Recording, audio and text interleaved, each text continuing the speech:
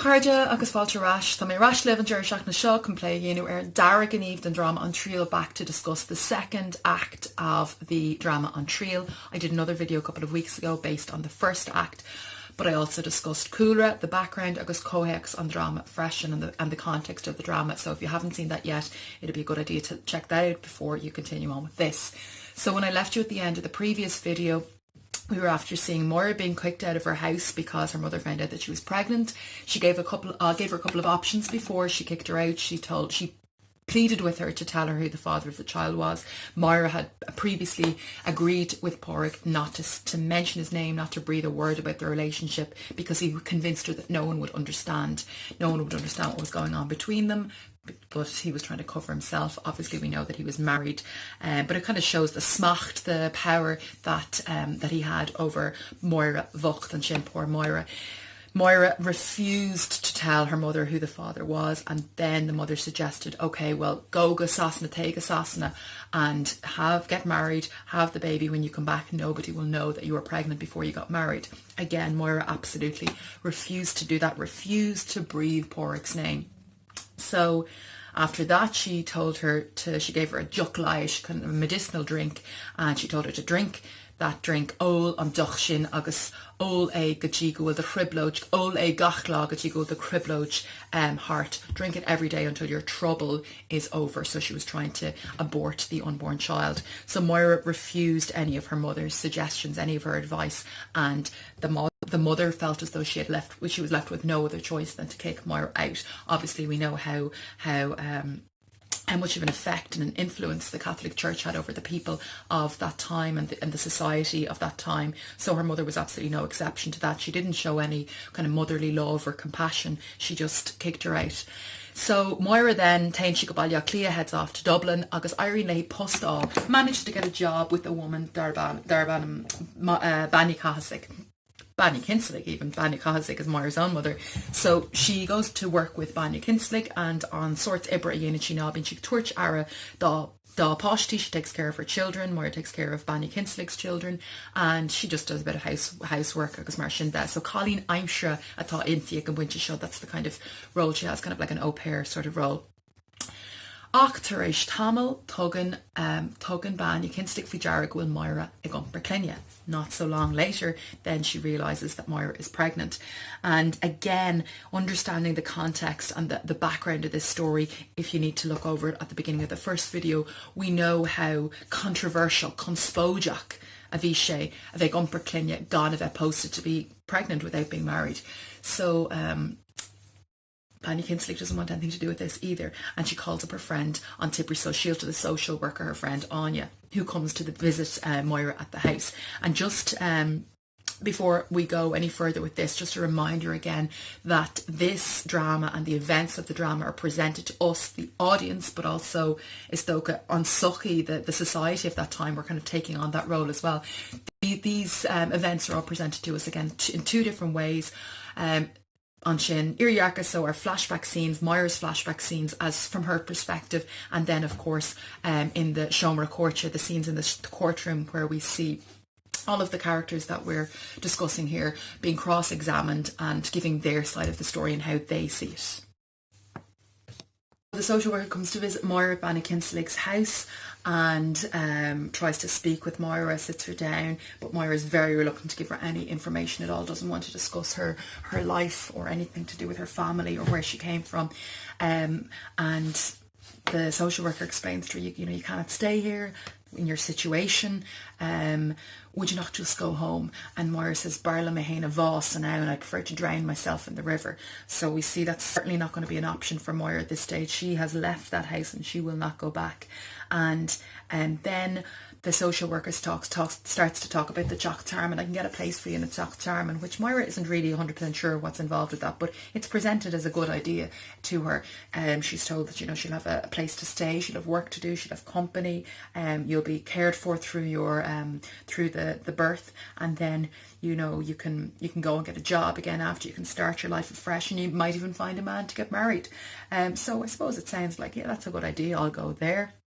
but she doesn't explain how these places work, these teach these tíotarman, these laundries, and how the expectation will be that she'll give up her child for adoption.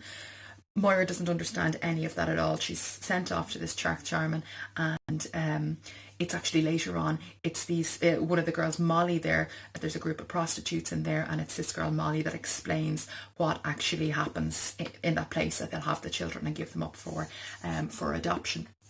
Moira then will say there's no way that she's doing that. I'm going to come back to that in a second, but just to rewind a little bit, because of the way Moira is, or the way she comes across to the social worker in her cross-examination in the courtroom, the social worker says how, she found her very stubborn and headstrong and quite lazy as well.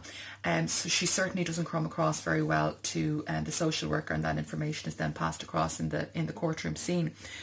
So Moira gets to the teach and as I said, she meets these prostitutes there, and they're very kind of the tick and sheet on sale as far. I suppose they just understand life and the way life goes a bit better than Moira, who we know is Sinanta, innocent, Saintha. She's naive as well. One evening they're folding the clothes together in the laundry, and Bíonn siad was the minute, or the other girls kind of are teasing each other, and then they kind of tease Moira a little bit, but she's much more innocent than they are. But they're teasing each other. But we learn then as well, Molly, I suppose the main character out of those girls, out of the prostitutes, she seems to have a kind of a harder side to her as well, and she's a bit more serious, but she tries to cover that up with humour. She cannot understand when Moira can't understand when Molly says that she's going to give her child up for adoption and go and get a job, even though Moira doesn't really understand what that job is at all. But she can't understand, how can you give up your child? She just cannot possibly conceive how somebody would do that. And Molly kind of snaps at her then. She gets a little bit annoyed. She obviously has, is sorry to do that herself, but she doesn't want to let that come across at all. So Molly, when she leaves the teach without the child, she says, she's going to get a job in an apartment, and Moira says, when I come out of here, can I come and visit you? And Molly agrees to that. So then it comes Moira's time to have her baby, and the baby is born, and she calls the baby Pádraigín, after, of course, the Bell Pádraig himself. She calls the baby Pádraigín, and then who comes on the scene but the social worker again, and she tells Moira. The other girls run off actually when she comes on the scene, so we know that she's not very well liked by the other girls in the teach, but she wanted to speak to Moira, and she says, I have great news for you, Moira. First of all, Banna Kinsalig, the lady who employed her before that as the Colleen, I'm sure she's happy to take you back. And Moira is delighted with this news. She's going to go back, she'll have a job, she'll be able to take care of her own daughter. And then the social worker tells her, actually, I have a second bit of good news for you. I found adoptive parents for you. And it was actually, as I said, there was the girls in the prostitutes that explained to Moira what these adoptive parents were. Moira couldn't even understand the concept before. She couldn't get her head around why somebody would give up their own child. So she tells her she's found her adoptive parents, and you're very, very lucky, because most adoptive parents want boys, and they're happy to take Pádraigín. So Moira is under no circumstances is she going to agree to this at all. And this again helps for the social worker to form an opinion of Moira being selfish and headstrong and stubborn. But under no circumstances she gives up the child. She point blank refuses, and the social worker asks her, what are you going to do? And she said, I'm going to go and get a job, I'm going to get an apartment. She has this idea in her head since Molly, before she left, when she said that she was going to do that. So Moira has it all planned out. So again, the social worker is very angry with her that she tried to help and she wouldn't accept her help at all. So eventually then Moira does leave, and she leaves with her child. On Sinn Féin, Moira post in Monica Iglana le Leithris, so she finds a job cleaning the toilets in a factory. And in spite of the manner of the work, she's still pleased enough, because Donna Cníla Ibra Magalore, so the working conditions are fairly okay, in that she gets decent pay and she has good working hours, because taken on Banister and Shin Gur Bruntraki, he understands her to be a widow. Marshina Durchi Lesh, that's what she told him. She knows that she won't get a job as a single mother, so she tells him that she is a widow with a small child, a young child to support. Agus sin an scéal céine dúirt sí le banantí. So also that's the same story that she told to the banantí. She gets a room, she rents out a room in Jack Lostein in a rental accommodation, and the banantí there, she knows obviously she won't get the room if she tells the truth. And luckily also the banantí there, she takes care of children, so she takes care of Moira's child when she goes out to work, so it gives her the freedom to be able to work and earn money while the child is being taken care of. One day, however, stopping Moira ag teach on the Hibber stops coming to work, and they send out, the Bannister sends out the matron in the factory, who was a trained nurse, Banaltra Ilse Atlanti, a trained nurse, and they, in situations like this where the employee would stop coming to work, they'd send out the matron to see if everything was okay and help out if needs be. But when the matron goes out to the house, she says, "Ní raibh a lehéad theach an." There was no such house there. And then we learned that information, by the way, was presented to us through the courtroom scene when the Bannister was being cross-examined, and he was giving his side of events there when she worked in the factory, because previously there was kind of the suggestion that maybe she could have been sacked, or she lost her job, but he's kind of trying to put things straight and say no, she just stopped coming to work. And then we go into a flashback scene where we see the house, where at the address where she was where she believed that the matron believed that Moira was living when it wasn't there. We go into a flashback scene to see the house has collapsed, and we see Moira arrive on the scene, and we see the banty out on the side of the road with the children that she was minding, but ní raibh pádraig again on. So Moira's child wasn't there. She had forgotten about her. The banty had forgotten about her. So Moira runs into the house in spite of what she'd been told by the emergency services who have arrived. Don't go in there till she don share, till she come to it, like it's really dangerous. But Rihan Moira Stosschock heads into the house, and she finds Pádraig. Luckily she's been saved because of the way a beam in the room has kind of cornered off a section, and Pádraig is in that cornered off section. So she scoops Pádraig up, and they run outside.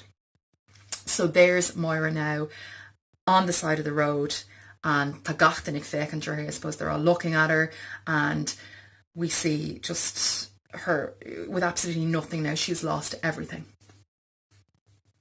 The side of the road with the baby, and we see all of these supposedly devout Christian women looking at them and judging them and saying they should be in the hospital, and saying that Moira isn't really a widow at all, that near cred she they didn't believe her at all. Obviously it's not true, but we see no care, we see no Christian compassion whatsoever. Who arrives on the scene then? Only Molly, the prostitute that we met sa Teach Tarman in the laundry. And also Sean and Voter happen to arrive on the scene too.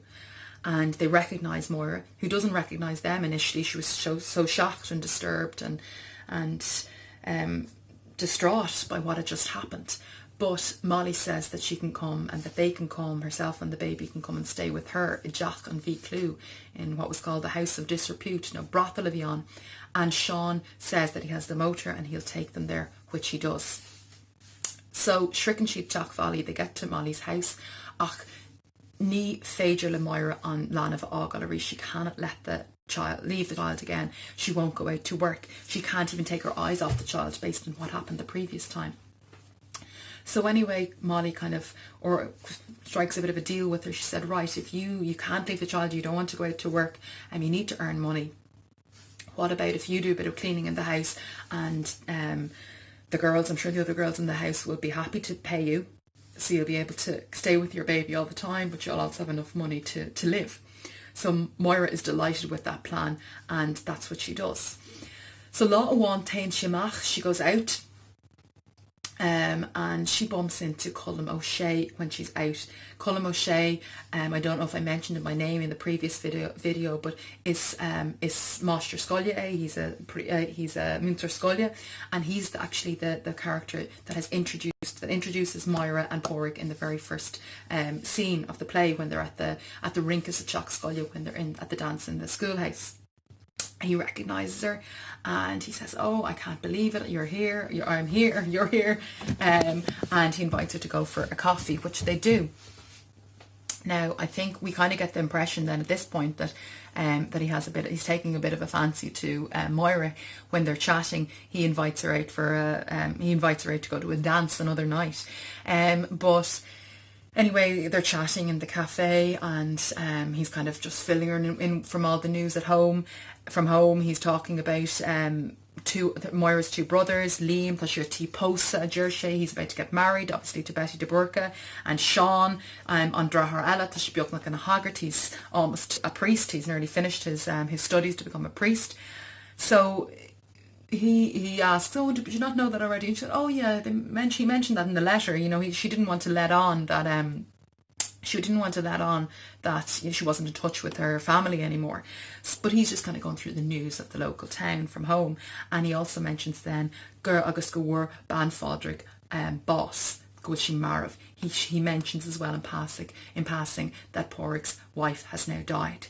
And at this stage then, this is when he asks her, let's go out to a dance. And she says, no, I can't, I'm busy. And she just ups and heads off. And all of a sudden, Moira kind of is thinking to herself, all that pain, all that agony, all that difficulty that I went through, it's all worth it because Porrick's wife is now dead. Hullum O'Shea mentioned that she was dead for the last 6 months.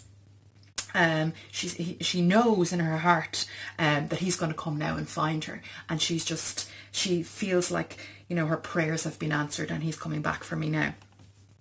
So on the Shin that night then, Moira is at home and when in Jock Valley in Molly's house, and who arrives to the door with Molly? Only Colm O'Shea again, but now Porrick as well. And Moira is so excited at this point because she knows he's here now for her and he's come to find her, and she says to him, I knew you would come. Colm disappears off with Molly, and Molly has said to Moira, you'll have to chat to this man. And then when she realises it's Porrick, she's so delighted, and she says, oh my God, I knew you'd come for me. And that the child, Porrickine, is she's asleep, and but she doesn't cry ever. I'll wake her, you can meet her. And Porrick is kind of shocked, didn't realise that she was pregnant, didn't want to admit that he was the father, and he completely dismissed Moira and dismissed her talk of the child and had no interest in seeing the child at all. And then she said, well, I thought you were here for me, I thought you loved me. And then obviously where this is set now, he thinks that she's working in this Choc an Bhiclú, in this brothel, and assumes that she's a prostitute as well. And agus sin a hugan share or that's what he calls her then at the end. He says that he's married again, and it's to one of the younger teachers in the school, and she is just absolutely distraught or arished. And she says to him, there's a lot of he says, she says there here, but Moira says to Porrick, why is she better than me? Why is she any better than me? And he says, you're nothing alike at all. Agus tugann she striapach, and he calls her a prostitute, just like her own mother did when she kicked her out. In the next scene, we see Molly, the prostitute, the friend, really, the only person that showed Moira any compassion at all. Now we see her giving her Finisher her evidence in the courtroom scene, and she describes how she came down the stairs and she could smell the gas coming from the kitchen, but the bottom of the door and the keyhole, even Pell na Hookrock, was kind of stuffed up with cloth. And she opens the door, but it was too late. There she was, Moira, lying on the floor, holding onto the child, with gas coming out of the oven door open, and the whole room filled with gas. Agus in sin, ina lí, Moira agus Porrickine an Virchachu for Marav, cold and dead. So that's kind of how the story ends for Moira. On Virchachu Marav, the two of them dead, and we hear that she didn't want to let her child grow up in this world where this was the way that women were treated, and she didn't want her child to grow up in that. But also she didn't want her child to have to die and go off into eternity alone. So Shinnon Fa a variant she fein freshen, so she kills the child and kills herself. So that's kind of a little bit, that's not what we're expecting. Obviously we know from the opening scene that Moira is on trial for the death of her child, but the twist at the end is that she's also killed herself. any escape from the hypocrisy and the narrow-mindedness of society, and she just wanted to escape from it altogether. It's a tragedy, it's a tragic story.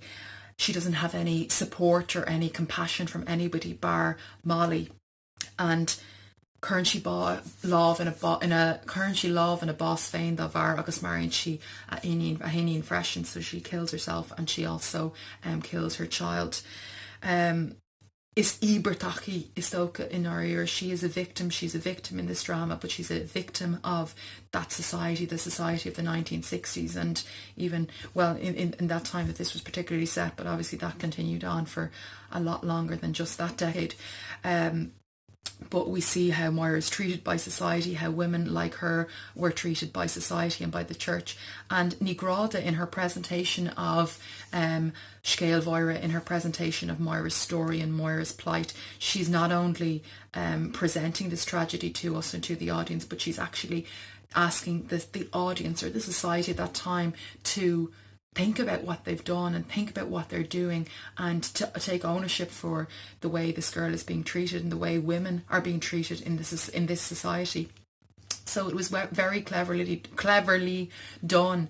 But as I mentioned at the beginning of the video, the beginning of the first video, actually, I said how this was actually staged for the first time in 1964. And actually, a bit of trivia for you, it was Kathleen Maud who wrote the Dawn Gavin, that's on our course too. She had the Príomh-Pháirt, the main role of Moira Nicasig when this was first staged in Máilliach Seaca Car in 64. But through presenting it at that time, it was really, really controversial, obviously, because she was confronting an issue that was a current issue and an issue with that society of that time.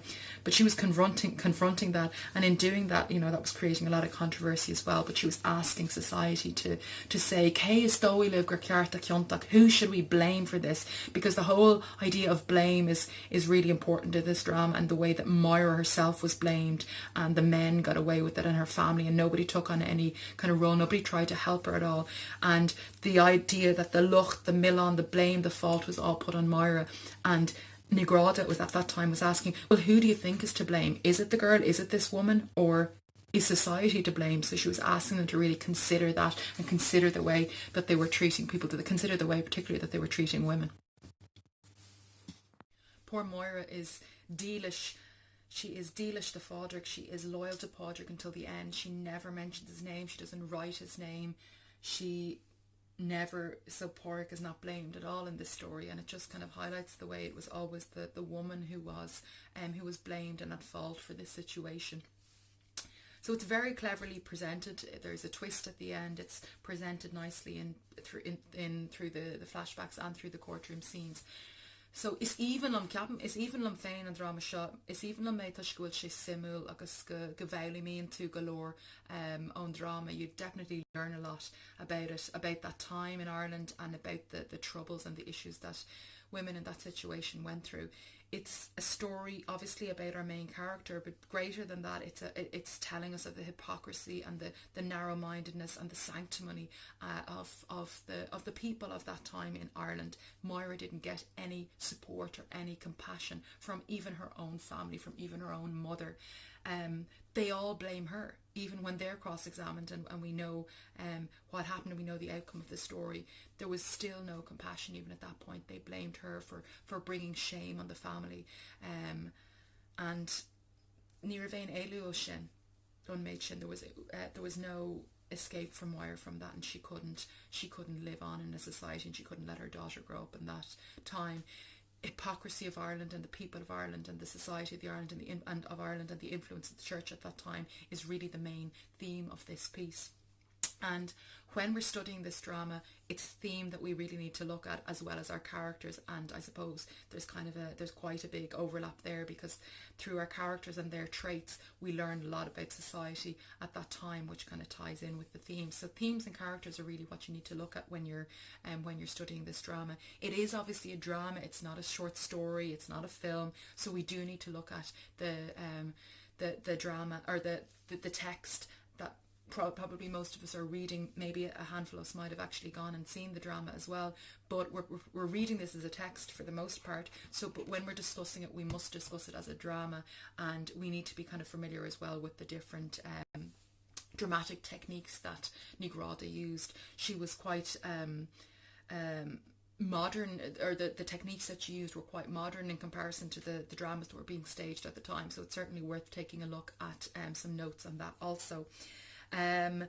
I didn't obviously include every single detail from the drama. There were even some characters that I didn't mention, or some maybe little scenes and little pieces of information that I could have mentioned too, but I was just trying to keep this really just a summary of the plot and a summary of how the plot develops and how we see our main character being treated, and then obviously the outcome of the drama as well. But at mar dúirt mé féiceaí an sin Haimi agus character go príomha, they're a main kind of area of study, but then it's worth just taking a look at some notes also on dramatic techniques. Tásúla gom go raibh an pís seán úsáideachtaíomh agus go bhfuil tuiscin níos fearr agah in isir ábhar an drama, especially those of you who didn't actually read the text. You know, obviously ideally it would be nice to see the drama, but certainly to read it. But I hope that you kind of, for those of you who maybe read it a couple of years ago, or maybe only read certain sections of it, this might give you more of an understanding of what it's all about, and now you'll be ready to get stuck into your notaí an sin Haimi agus character. Gur míle mágah agus ba ceart tásúla gom gur si seo fiúntach agus úsáideach díobh. Gur míle mágah agus slán.